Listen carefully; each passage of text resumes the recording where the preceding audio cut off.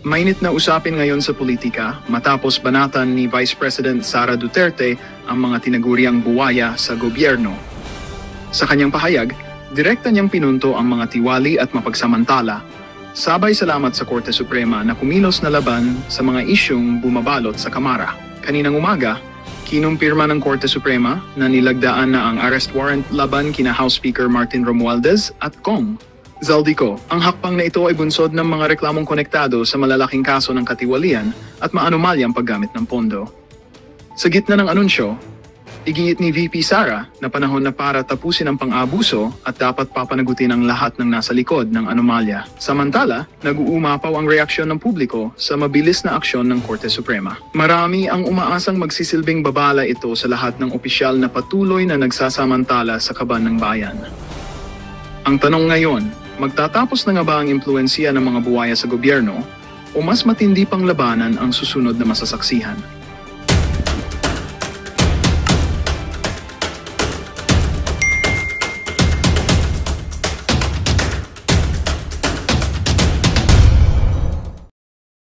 Yes, magpinsan po ba si Congressman ko ngayon tsaka si Zaldico?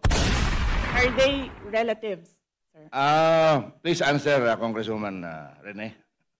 I have no familiar relation po to Zaldico or to Representative Zaldico or any of their relatives po. Thank you, Madam Vice President. The committee invites questions from the members, particularly on the utilization of the previous budget and the proposed allocation for fiscal year 2026. In accordance with the long-standing and respected tradition of the House of Representatives to accord preferential treatment to the minority members, followed by the independent and majority, wala nang majority, in alternating manner, the Chair now recognizes the minority. Madam Chair.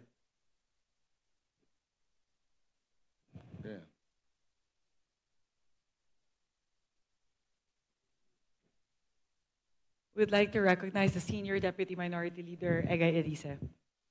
Madam Chair, we in the minority believe that there are no contentious issues in the budget of the Office of the Vice President, especially in the 2025 to 2026 budget of the said agency.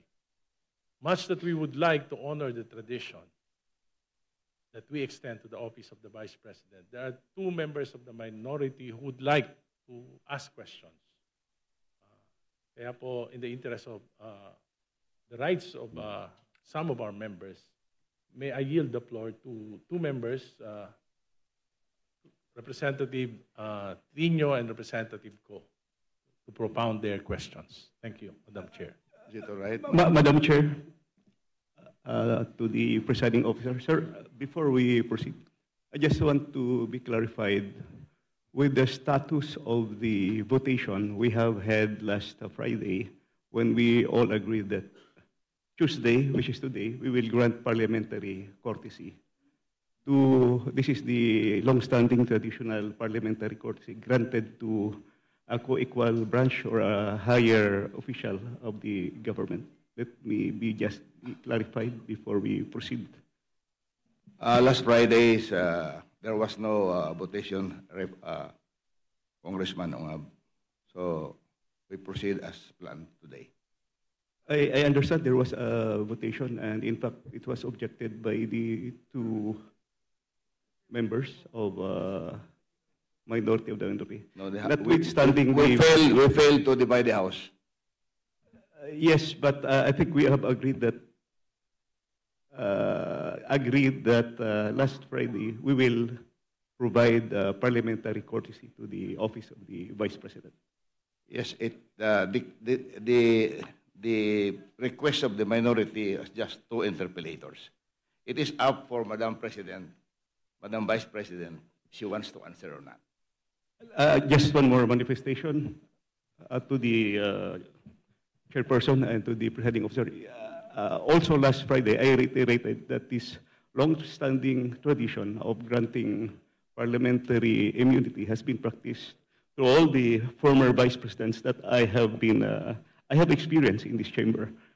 And the tradition is granted first to the co-equal branch of the government, and it is on the part of the president or the vice president or to the co-equal branch of government who will reply that he is waiving, that he or she is waiving his parliamentary inquiry. So I think it would be proper and fitting that we would ask first the vice president if she's willing to. Mr. waive. Chair, may I be recognized? I think I still have the floor. So there's a question whether or not we should afford. Yes, we have discussed last Friday to afford the second highest position of the land, parliamentary courtesy. But at the request of the minority, they just want to ask, two of the minority members just want to ask questions, and it is the prerogative of the Madam Vice President to answer or not. Is that clear?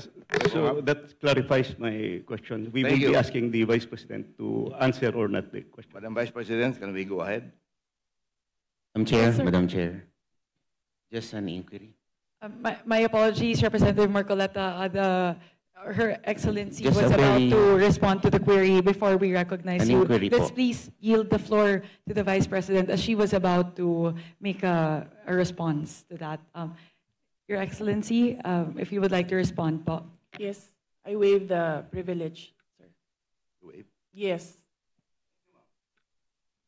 We now recognize Minority Leader Congressman Antonio Tenio.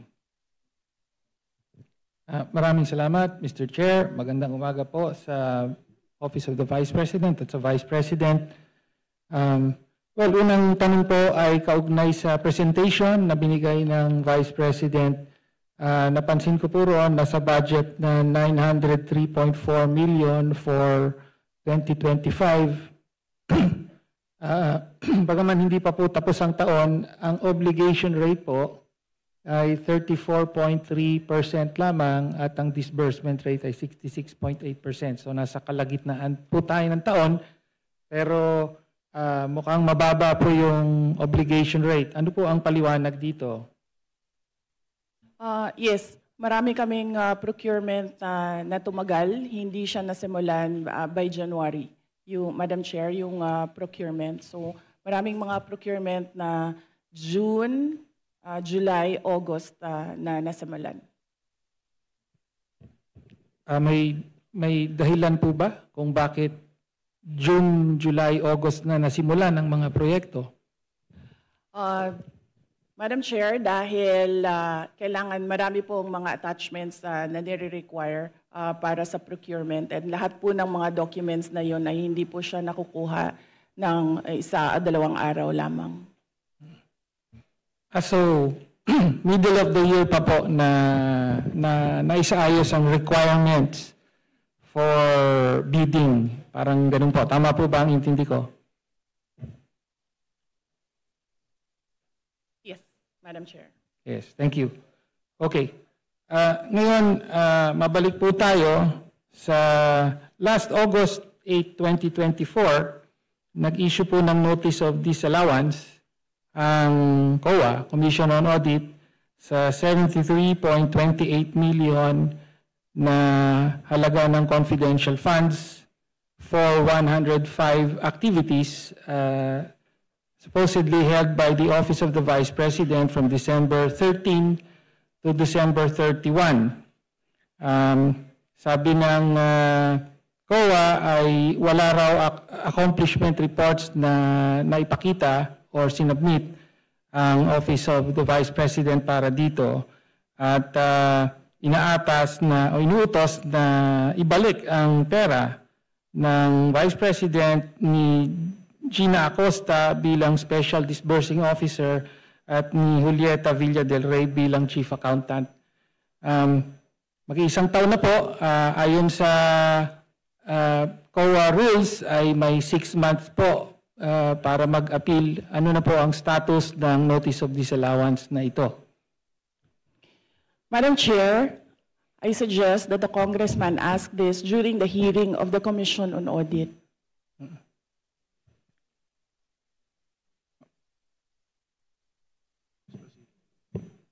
Madam Chair, I'm asking the question now from the Office of the Vice President. Madam Chair, this is a status of documents inside the Office of the Commission on Audit. So it has to be the Commission on Audit who will answer what is happening to this notice of disallowance. Nagsubmit po ba ng appeal ang Office of the Vice President sa notice of disallowance?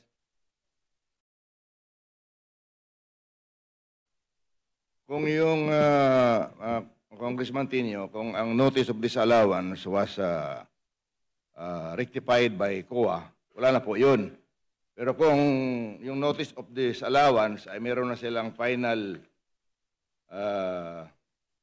adjudication, and then merong order yon na final yung notice of disallowance. So, for your information, I will check with COA and get the records and give it to you. Thank you. Thank you, Chair.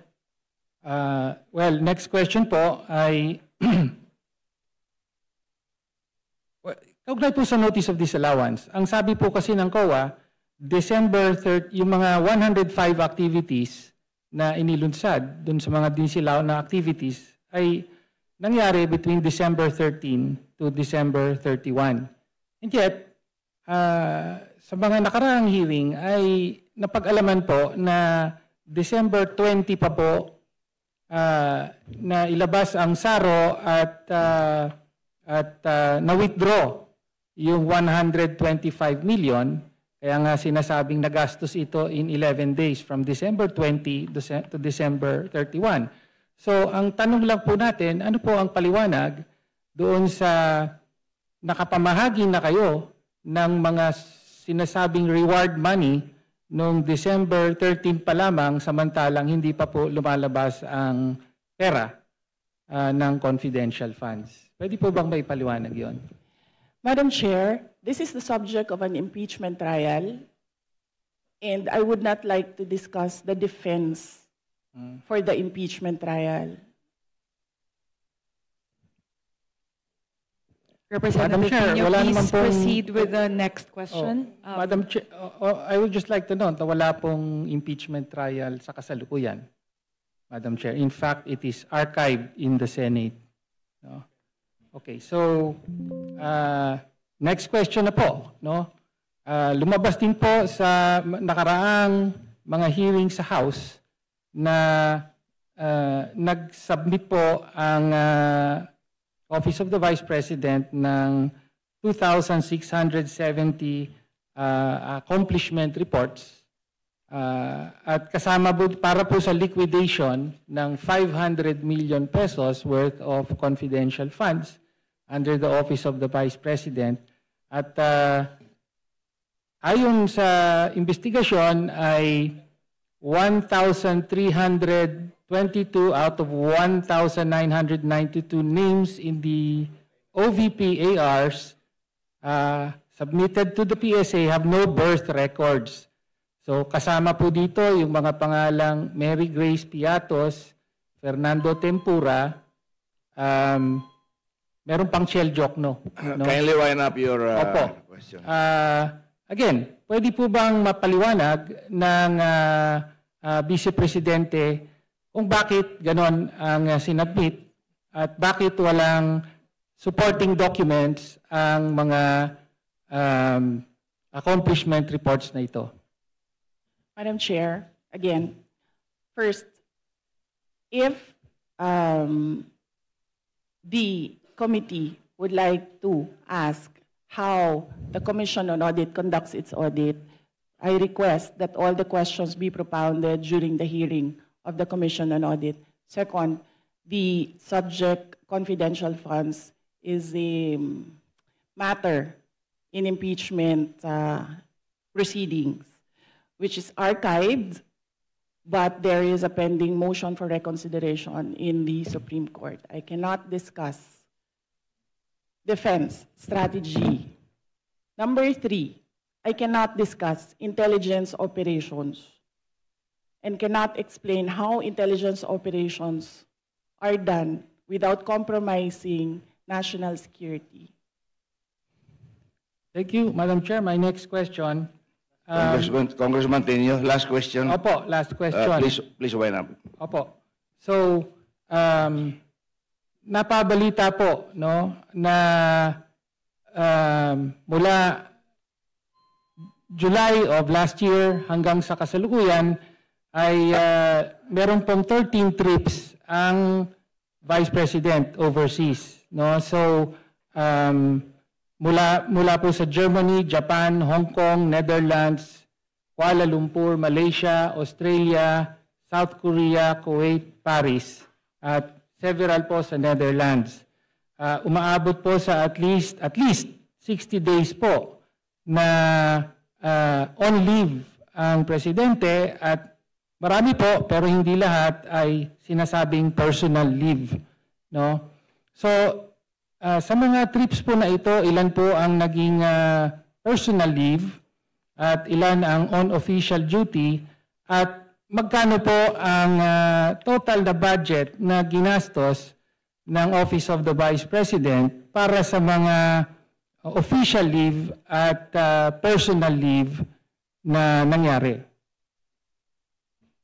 So, Madam Chair, yes. Last question, Madam Vice President. Yes. Madam Chair, may I ask what date do you want me to start with the destinations? July 2024. No pizza daw yun? Mr. Chair, from July 2024, a personal trip to Germany. Okay. Then January 2025, July 24. We'll personal start. Trip to Japan, and so on. Yes. We'll start with July 2024. So, number one, under the Civil Service Commission rules, there is no allotted leave for the President and Vice President. We cannot both file a leave. So the only thing that I need when I travel overseas is a travel authority from the Office of the President. All my travels were issued travel authority by the Office of the Vice President. And this implies that all these trips were approved by the Office of the Vice President. So, from July 2024, I went to Germany. In December 2024, I went to Denmark. In January 2025, I went to Japan. In the third and fourth week of January, I went back to Japan. In February of third week and last week of February, I went back to Japan. On March, I went to Hong Kong. On March, I went to the Netherlands. On May, I went to Qatar and the Netherlands. On June, I went to Vietnam, Cambodia, and Malaysia. On June, I went to Australia. On July, I went to the Netherlands and the Republic of Korea. And very recently, from August to September, I went to Kuwait, the Netherlands, France, and Belgium. And number three, no public funds were used for all my travels. I did not charge representation. I did not charge tickets. I did not charge per dime for all my travels in the Office of the Vice President. So if you can see in the breakdown of the budget of travel for Office of the Vice President, you can see that there was a zero amount for the Vice President. Thank you, ma'am. Madam Chair, Parliamentary inquiry. Next Chair, on- just to follow up on the question, so una po, salamat po sa Vice I'm President sorry, for Congressman Tenyo, detailing. that was your last question. I'm sorry. Follow up na lang po yung I'm sorry. personal po ba I'm ang lahat sorry. In the at interest of time, we have to proceed. magkano po ang ginastos ng opisina at staff? Kasi totoo po, wala daw ginastos ang sorry, Vice I'm Presidente. sorry. Parliamentary ang ginastos inquiry? I'm ng sorry. staff? I'm sorry. Thank you, Madam Chair. Parliamentary Yes. inquiry. Madam Chair, I thought we're going to accord institutional courtesy to the office of the Vice President. Bakit po natin binabanatan?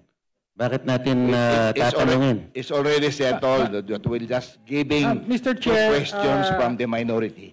Okay? Mr. Chair, hindi po, 5 minutes each. wala pong binabanatan But dito. does I not take preclude exception. the other members Sandali lang from na, making a Congressman manifestation. Tenyo, sandali I lang. take exception to the use of the term binabanatan. Nagtatanong lang po tayo rito at lihitimo naman po ang mga tanong. Madam Chair. So maybe I ask the congressman. Mr. Chair, may we to request have for a a comment. suspension of Session the... suspended. I Hearing second suspended. motion. In the previous debates, in the previous legislatures before us, in the interim batasang pambansa, when an assemblyman from the city of Manila was attacking the late president, there was a motion to strike off the record of what he discussed on the floor. The former assemblyman Arturo Tolentino said that if you strike off the record, any sentence or paragraph, it's just the same sentences, and you strike it, so you still can read that. So that was clear that I think that the procedure is still the same.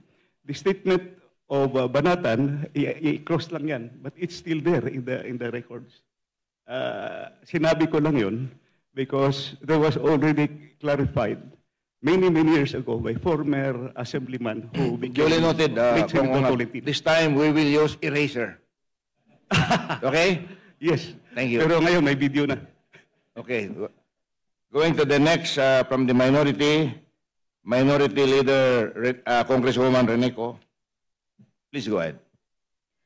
Good morning to the Vice President. Good morning to my colleagues. I'd like to take off po sa questioning ni Representative Tino. Meron po kasing minention na list of destinations na tinake ni Vice President this year under Travel Authority. But we like to take note na in a press conference of the Office of the Vice President, meron pong security and staff na kasama si Vice President. So can we ask po, paano po pinapondohan yung pagpunta, flight and accommodations ng staff and security ng OVP? Madam Chair, may I be allowed to ask a question?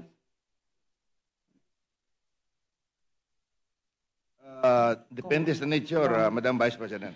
Yes. Magpinsan po ba si Congressman ko ngayon tsaka si Zaldico? Ano po yun? Gusto ko Mr. lang Chair, I can malaman. answer.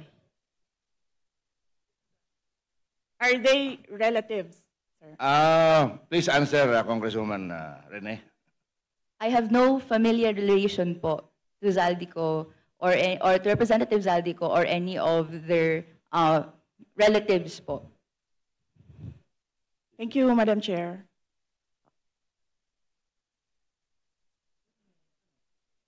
Let me just look for Please go ahead, ma'am. Look for the slide, sir. So, Madam Madam Vice Chair. President, please go ahead. Yes. So we are talking about international travels, as of July 31. So for two travels in Southeast Asia, for the security, it's 474,646.93 pesos. And for the OVP personnel, these are for 2 trips, 463,733.6 for a total of 938,379.99. For one trip to Australia, For the security, it's 438,383.26. And for the OVP personnel, it's 206,988 for a total of 645,371. For the Middle East and Europe, 3 trips. The total is, for the security, is 2,922,869.98. And then for the OVP personnel, that's 329.47 for a total of 4,748,199.45. For 3 trips in East Asia, the security budget was 1,141,937, and for the OVP personnel, 0, because they did not join these trips. And the total is 1,141,937. The total for 9 trips for both the security and OVP personnel is 7,473,887.70. Thank you, Madam Vice President. Congresswoman Ko. Mr. Chair, may we request a detailed copy of the report that the Vice President gave in relation po sa spending po ng security and staff for foreign trips abroad. We will request the Office of the Vice President to supply the committee with such record. Thank you, Madam. Yes, sir. Mr. Chair, I'd like to ask another follow-up question. Ilan po yung staff and security na dala po ng Office of the Vice President in these trips na funded po, na of this breakdown ng fund na binigay?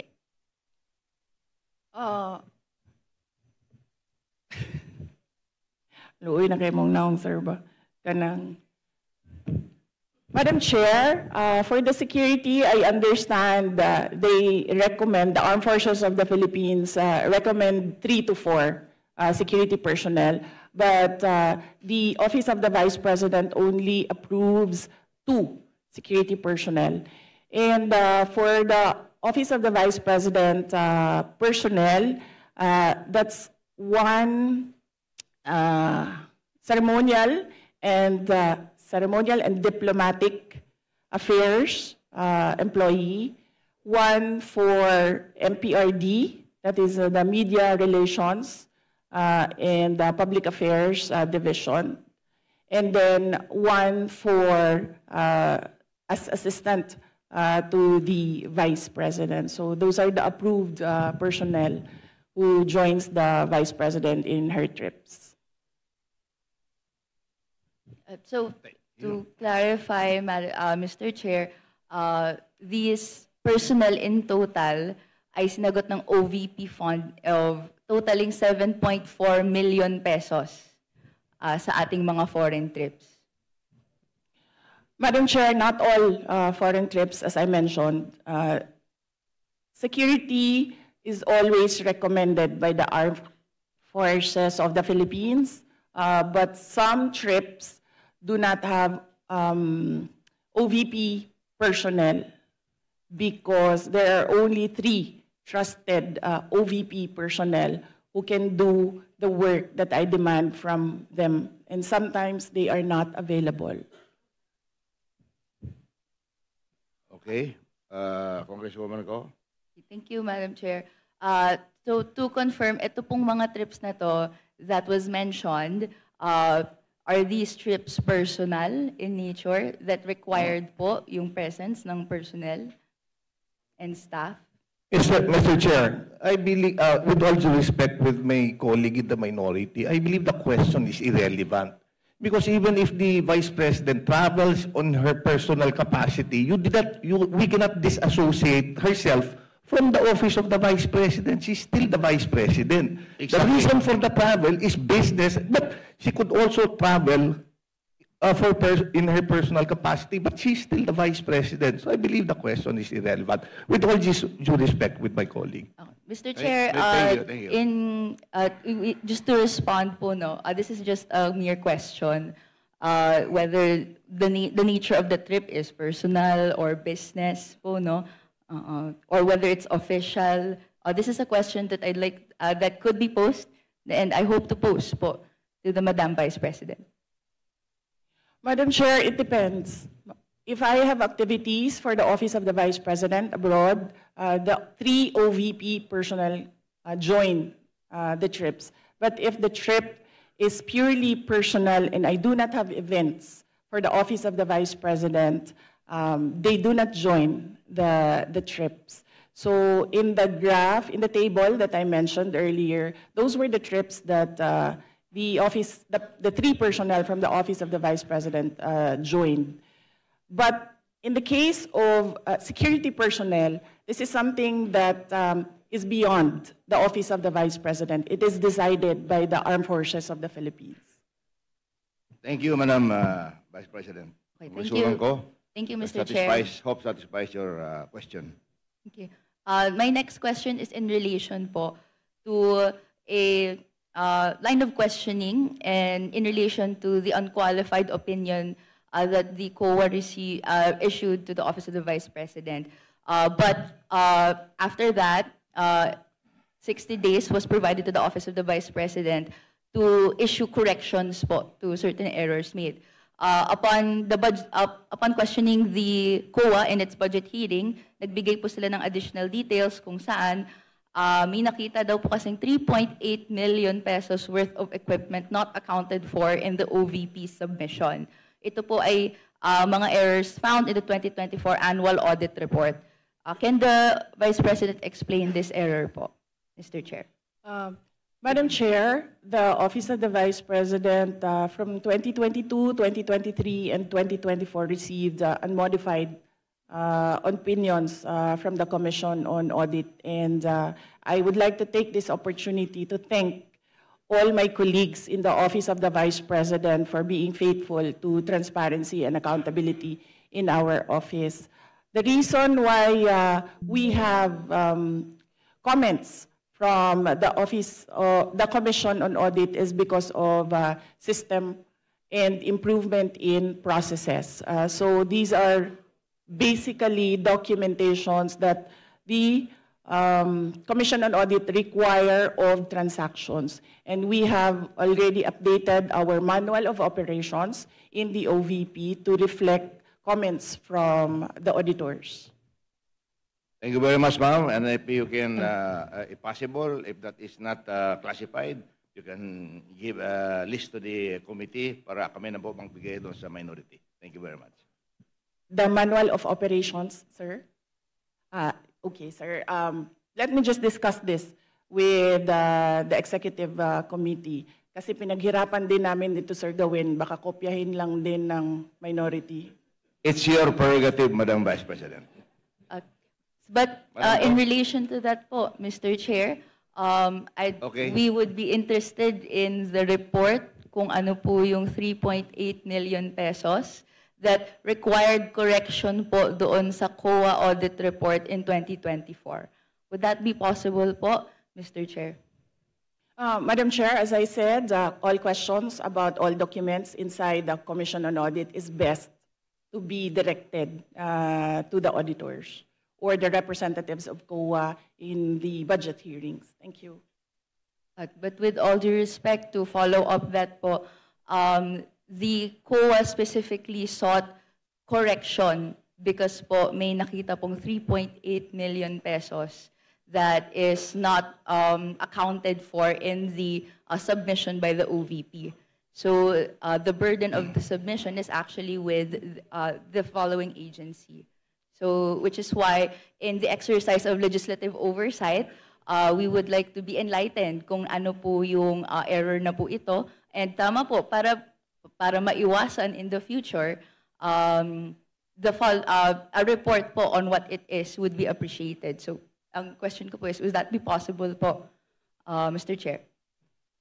Madam Chair, usually the Commission on Audit, the auditors review documents, and sometimes they do not see the attachments in the correct submissions. Sometimes the attachments that are required are found in other submissions and reports. And these attachments are required by auditors in every report. That is why right now we already have a checklist.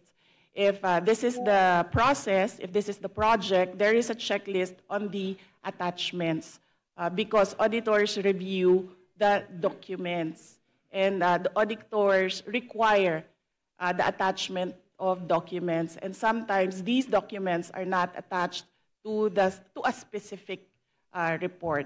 So what we did, Madam Chair, is create a checklist and to improve the system. The personnel from the Office of the Vice President go through the checklist before they submit. Okay. Anything else, Congresswoman Ko? Just to clarify, therefore, dahil po naibigay yung explanation na yon, is the Office of the Vice President explaining that this is the explanation for that 3.8 million necessity for correction? This is the explanation why we have an unmodified opinion. Wala po silang nakitang nawawala. Nawawala po yung papel dahil naka-attach siya sa ibang document. At ang gusto ng COA ay specific yung mga dokumento na ina-attach per submission. In the interest of time, ako na lang mag-volunteer niyan na Congresswoman Ko. Hingin ko sa COA yung detalya ng 3.8 kung gusto mo. I promise to give it to you in the least possible time. Thank you very much. Thank you very much for that response. My next question would be in relation. Magandang balita ang hatid namin sa inyo ngayong araw. Sa pagtatapos ng aming balitaan, nagbigay kami ng mga mahalagang impormasyon. Maraming salamat sa pagtutok at pagsuporta sa aming programa. Huwag kalimutang manatili sa mga susunod na araw para sa mga bagong balita at mga kwento na dapat nating abangan. Mula sa Boses ng Masa, magandang araw, Pilipinas!